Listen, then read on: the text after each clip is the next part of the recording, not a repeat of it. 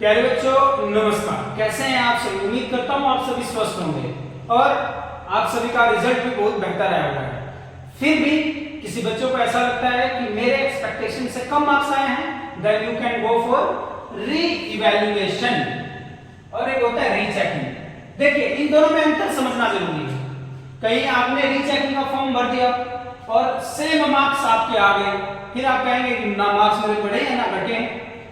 आपको यदि आप चाह रहे हैं कि आपका पेपर दोबारा चेक हो, हर क्वेश्चन दोबारा चेक हो, तो आपको किसका फॉर्म भरना पड़ेगा? री-इवैल्यूएशन। इवैल्यूएट कीजिए, दोबारा चेक कीजिए मेरा पेपर, उसको कहते हैं री-इवैल्यूएशन। आई बात समझ में? और रीचेकिंग में क्या होगा? They will just calculate the marks की टोटलिंग करेंगे। जैसे कि भाई पहले क्वेश्चन में 7 है, दूसरे में 3 है, तीसरे में 5 है, 2 है, तो ये बस टोटलिंग 7 3 10 15 और ये टोटल कितना मान लीजिए 17 है। तो केवल इसमें रीचेकिंग में टोटलिंग ऑफ द मार्क्स होता है। 350 रुपए फीस है, हो सकता है इस बार 500 भी नहीं, 350 है, लेटेस्ट ही बता रहा हूं आपको। री-इवैल्यूएशन में क्या है? Your paper will be recheck, दोबारा चेक किया जाएगा। कैसे किया जाएगा जी? मान लीजिए जो मार्क्स असाइन किए थे क्वेश्चन नंबर 1 के अगेंस्ट में मुझे मार्क्स दिए गए थे 3, क्वेश्चन कितने नंबर का था? 5। इस पे चेपी लगा देंगे, चिपका देंगे इसको, मार्क्स दिखेगा नहीं। दूसरा बंदा अपने विजडम से, अपने नियम से उसको फिर से चेक करेगा एज पर एचबीएससी गाइडलाइंस और फिर वो मार्क्स देगा। अगर वो 5 में से उसने तो जिसने पहले चेक किया था उसने 3 दिया, उसको लगता है नहीं 3 लायक नहीं है, सारा मिला के इसको 2.5 मार्क्स मिलने चाहिए, तो 2.5, अब फाइनल मार्क्स आपका 2.5 होगा।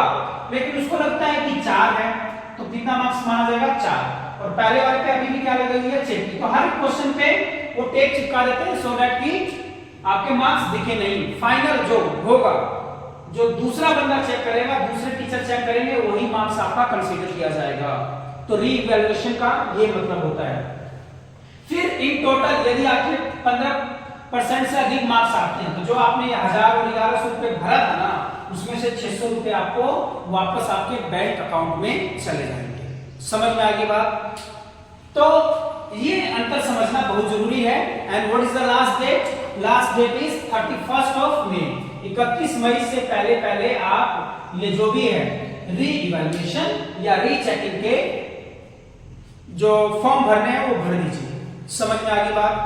तो पहले तो आप ये देख लीजिए कि आपके वास्तव में कम मार्क्स आए हैं कि आपको केवल लगता है कि भाई मान लीजिए साइंस है, साइंस में आपको केमिकल इक्वेशन लिखनी थी and you have to go for particular reason, उस रीजन को लिखना था, लेकिन आपने कहानी लिखी हुई है और मेन पॉइंट्स को आपने लिखा नहीं है, फेंके हुए हैं बड़े बड़े लंबे लंबे, तो मार्क्स उस हिसाब पे आप री-इवैल्यूएशन का फॉर्म मत भरिएगा। समझ में आ गई बात? तो आप खुद ही समझदार हैं कि आपने कैसे किया हुआ है और किस तरीके से मार्क्स आए हुए हैं, उसी हिसाब से आप री-इवैल्यूएशन पे जाइएगा। हो सकता है मार्क्स कम भी हो जाए, लेकिन आपको पूरा विश्वास है, आप एक बिल्कुल स्टूडियस चाइल्ड हैं, तो आप जरूर भरिए और आपके मार्क्स बढ़ के भी आ जाएंगे। टिल देन टेक केयर, खुश रहिए और बिल्कुल टेंशन नहीं लेनी है, because one single sheet of paper can not decide your future. आपका एक पेपर जो डिग्री है 60% आ गया, 80% आ गए, ये डिसाइड करने वाले नहीं है कि भविष्य में आप क्या करेंगे।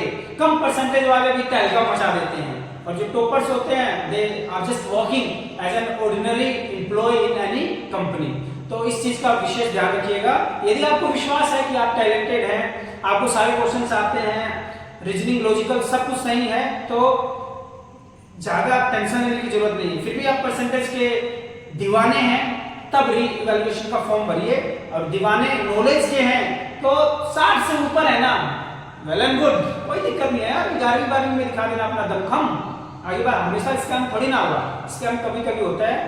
तो इस चीज को आप जरूर समझिएगा। नमस्कार।